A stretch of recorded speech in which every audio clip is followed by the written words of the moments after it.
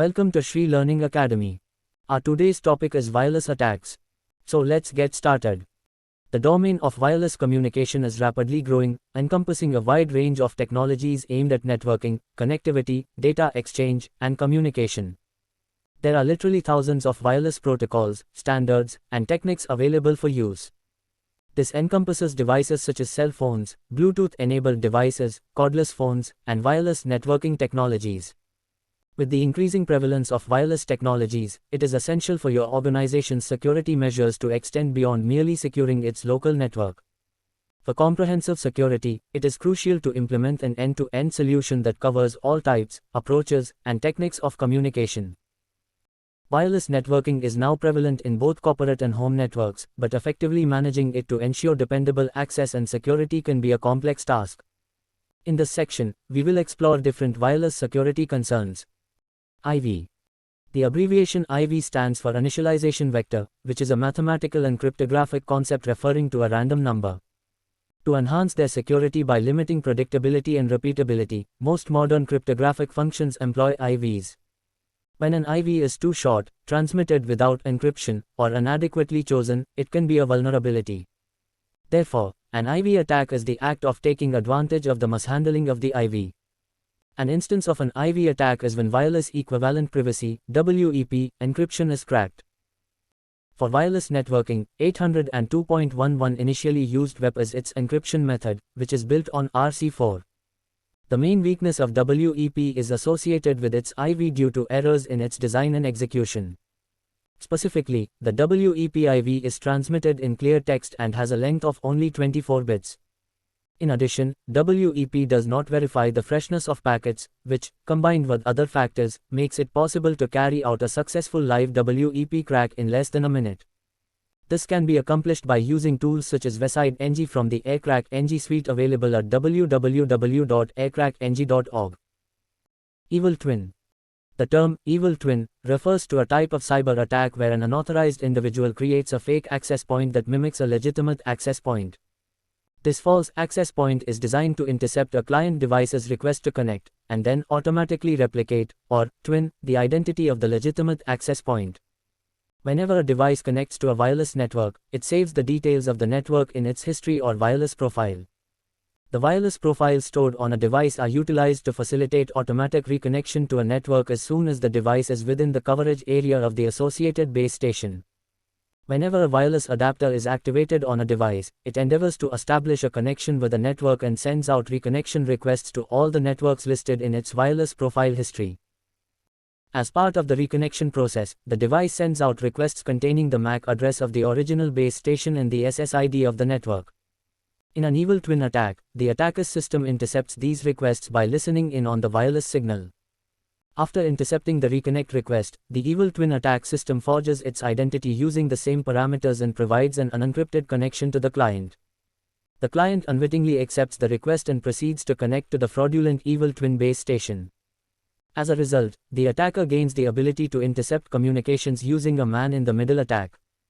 This could potentially result in various security threats such as session hijacking, data tampering, credential theft, and identity theft.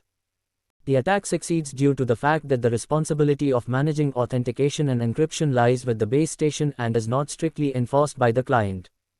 Despite the authentication credentials and encryption information being present in the client's wireless profile, the client may still accept any type of connection offered by the base station, even if it's unencrypted. This makes the client vulnerable to evil twin attacks. To protect against such attacks, it is crucial to be vigilant about the wireless networks that devices connect to. If you happen to connect to a network that is not within your vicinity, it could be a clear indication that an attack is underway. In such a situation, it is advisable to immediately disconnect from the network and find a different source for internet access. It is also recommended to regularly remove any outdated or unnecessary wireless profiles from your history list, as this would reduce the number of potential targets available to attackers. Rogue AP.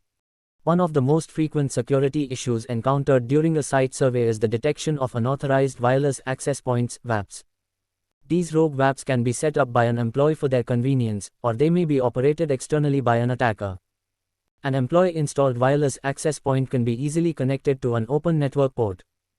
However, such unauthorized access points are typically not configured with proper security measures or are not configured in accordance with the organization's approved access points. It is crucial to identify and eliminate rogue wireless access points to prevent unregulated access to an otherwise secure network. Attackers often resort to visiting a company through various means such as posing as repair technicians or food vendors, or even breaking in at night, to plant rogue access points. Once a rogue access point is installed, an attacker can gain easy access to the network from a relatively short distance away from the front door. In addition to this, external attackers can also set up rogue WAPs to target both existing and future wireless clients visiting the network. An attack on existing wireless clients necessitates the rogue WAP to be set up in such a way that it duplicates the SSID, MAC address, and wireless channel of the legitimate WAP.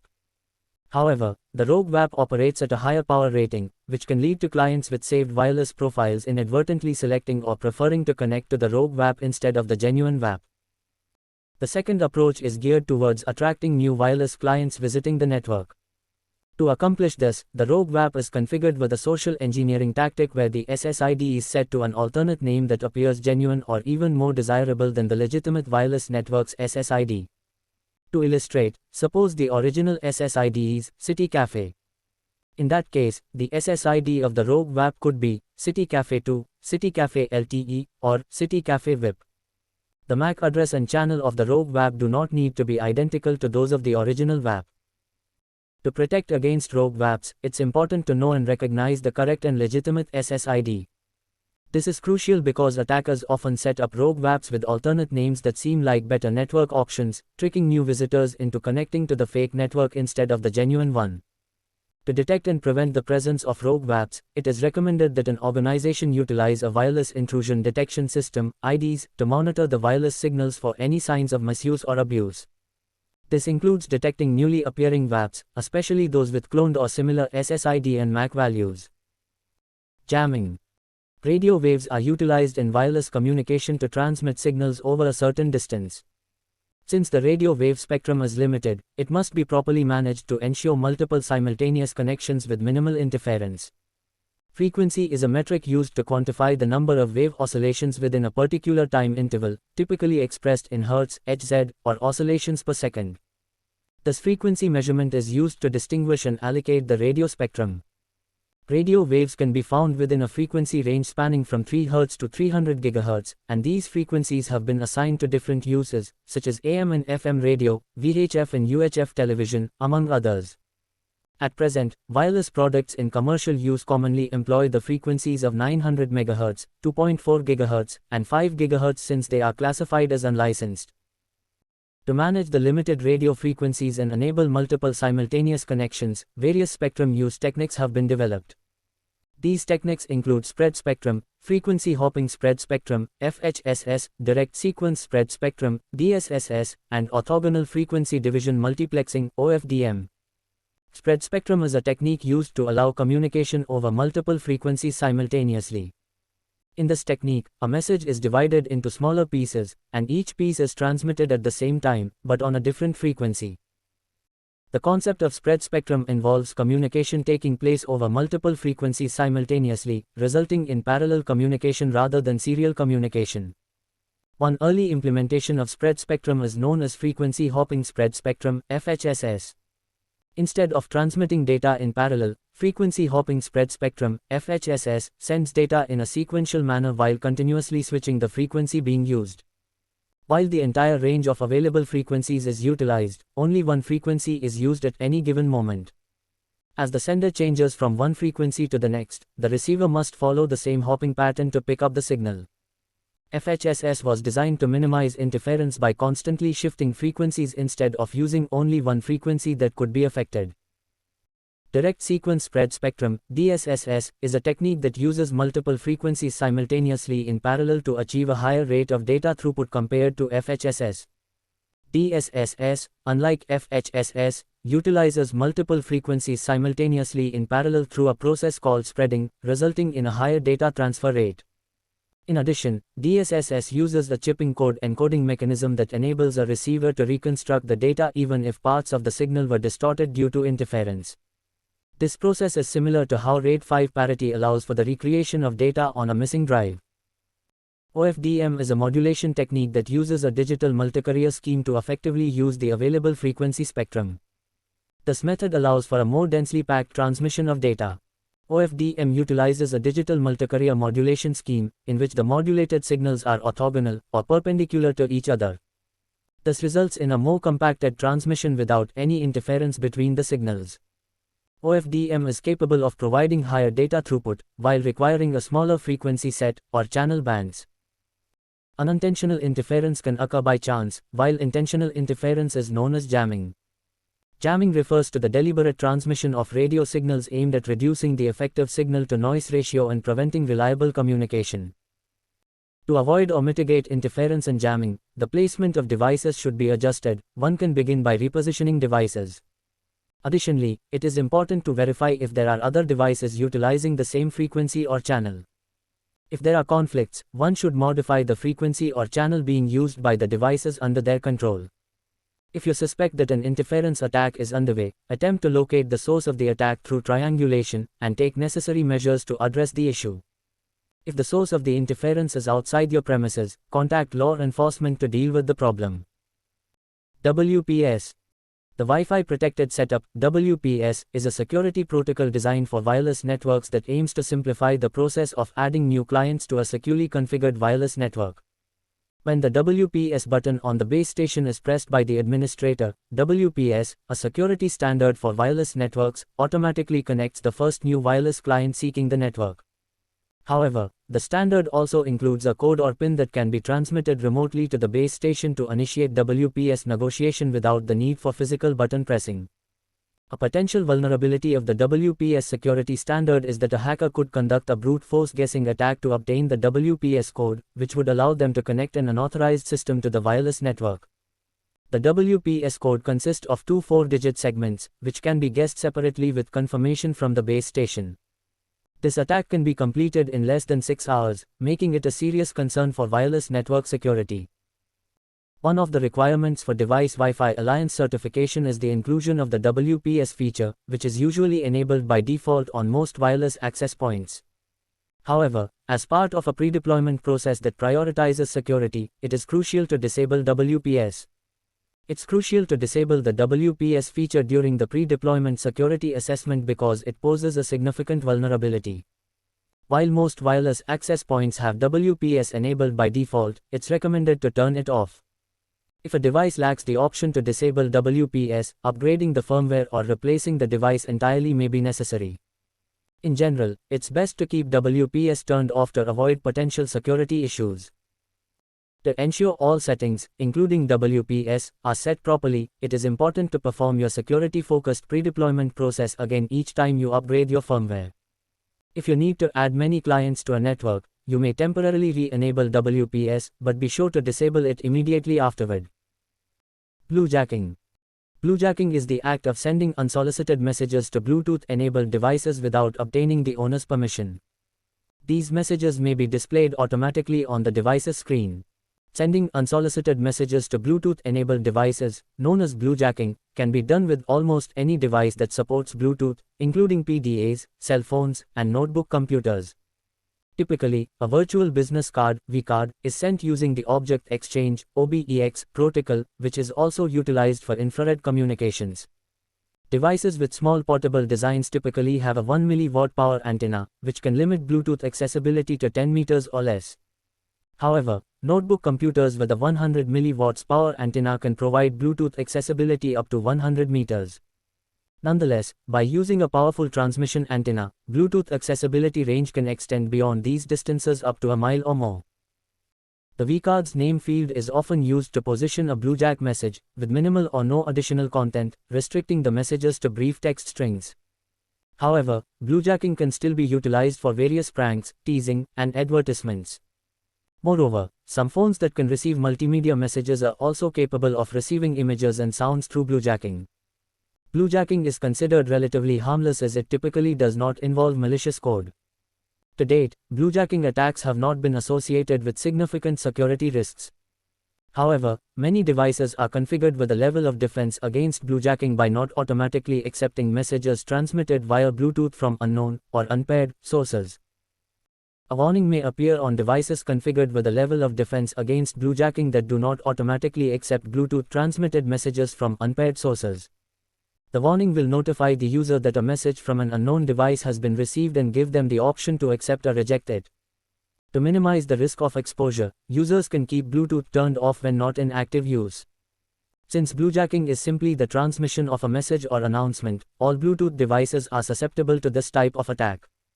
Additionally, there are other types of Bluetooth-based attacks that are cause for concern, such as bluesnarfing and bluesnarfing. Bluesnarfing refers to the act of eavesdropping or capturing packets of Bluetooth communications. Since Bluetooth communication is primarily transmitted in plain text, this attack can potentially allow an attacker to monitor various Bluetooth activities, including keystrokes, phone calls, and other data. Bluesnarfing is a type of denial of service (DOS) attack that targets Bluetooth devices. To mitigate these risks, it's recommended to avoid using Bluetooth in public locations or to turn it off when not in use. Bluesnarfing. Bluesnarfing refers to the unauthorized retrieval of data through a Bluetooth connection, but it is often incorrectly referred to as bluejacking. Bluesnarfing refers to the illegal act of gaining unauthorized access to data through a Bluetooth connection. Attackers have been able to successfully extract various types of data, such as calendars, contact lists, text messages, emails, pictures, videos, and more, from PDAs, cell phones, and notebooks. It's important to note that bluesnarfing is different from bluejacking, and it is considered illegal in most countries due to its nature of stealing data without permission. Bluesnarfing is usually carried out over a paired link between the hacker's device and the target device. If the target device is not set to be discoverable or allow pairing with unknown devices, then bluesnarfing is usually not feasible. An exploit in Bluetooth was previously discovered, which allowed bluesnarfing to occur even on private phones, but it has already been fixed.